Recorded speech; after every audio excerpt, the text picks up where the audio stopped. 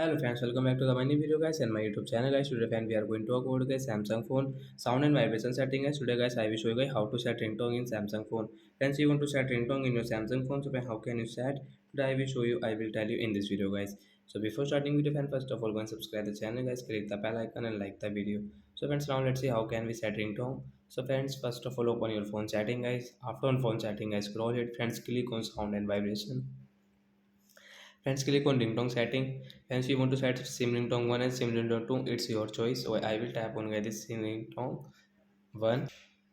So friends, I will click on ringtone. So I will click this beep beep ringtone example for, and guys I will again tap here.